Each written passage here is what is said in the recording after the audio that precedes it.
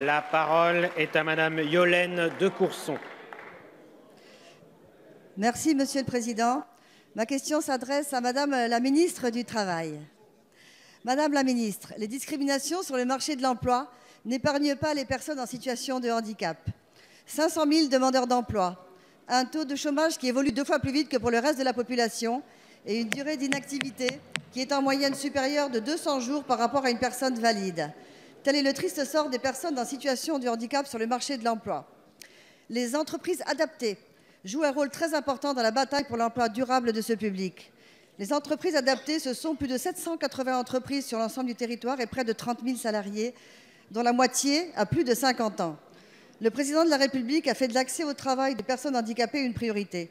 Nous ne pouvons que nous en féliciter, a fortiori quand on sait que les personnes touchées ont dû quitter ou ont été licenciées pour inaptitude, le plus souvent après un accident. J'ai eu l'occasion de visiter dernièrement l'entreprise adaptée Promute de Châtillon-sur-Seine, en Haute-Côte d'Or, qui fait un travail remarquable d'accompagnement et d'adaptation de chaque poste de travail pour des personnes qui ne pourraient travailler dans une entreprise classique. Les entreprises adaptées permettent aux jeunes comme aux seniors de reprendre un emploi durable dans un cadre adapté à leur handicap. 91% de ces embauches sont en CDI. En milieu rural, leur présence est vitale pour les territoires qui les accueillent, vitale pour les publics concernés. En dehors de ces structures qui, rappelons-le, font appel à des emplois non délocalisables, ces personnes n'auraient que de très faibles chances de se faire embaucher. Le projet de loi de finances pour 2018 prévoit la baisse de 4% du montant global des aides, doublée d'une baisse de 22% de la subvention spécifique qui finance les projets innovants. Il serait regrettable que cela mette en difficulté un modèle efficace et inclusif. C'est pourquoi, Madame la Ministre, lors de la séance publique du 8 novembre dernier, vous avez entrouvert une porte pour les entreprises adaptées dans le cadre du PLF 2018, en précisant que vous seriez prête à recevoir une nouvelle fois ces acteurs. Dans ce cadre, pouvez-vous nous indiquer dans quelles conditions pourrait être trouvée une solution de stabilité Madame la budgétaire? députée. La parole est à Madame Muriel Pénicaud, ministre du Travail. Monsieur le Président, Mesdames et Messieurs les députés, Madame la députée Yolaine de Courson. Oui, vous l'avez évoqué, et c'est une priorité pour Sophie Cluzel, secrétaire d'État aux personnes handicapées, et moi-même.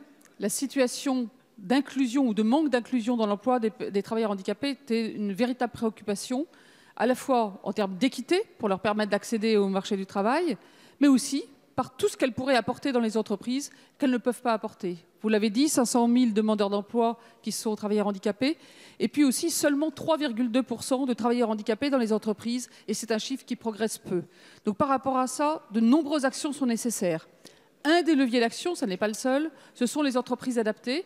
Vous l'avez dit, elles sont 780 en France. Ce sont des entreprises en milieu ordinaire, des entreprises ordinaires, mais qui embauchent sur leurs 35 000 salariés plus de 25 000 travailleurs handicapés, avec une aide au poste qui représente 80% du coût du SMIC et qui est financée par le ministère du Travail.